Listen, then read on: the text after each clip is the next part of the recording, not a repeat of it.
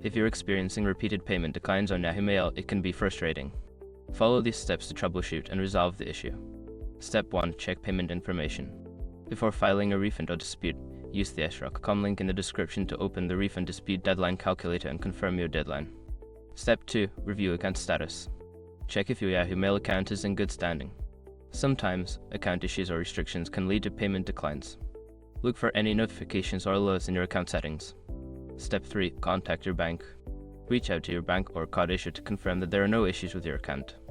Sometimes, banks may block transactions for security reasons, so it's essential to ensure that they are allowing payments to Yahoo. Step 4. Try a different payment method. If the issue persists, consider using a different payment method. You can add an alternative credit card or payment option in your Yahoo account settings to see if that resolves the problem. Step 5. Clear cache and cookies. Sometimes, browser issues can affect payment processing. Clear your browser's cache and cookies, then try making the payment again.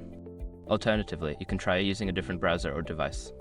By following these steps, you should be able to resolve repeated payment declines on Yahoo Mail. If the problem continues, consider reaching out to Yahoo customer support for further assistance.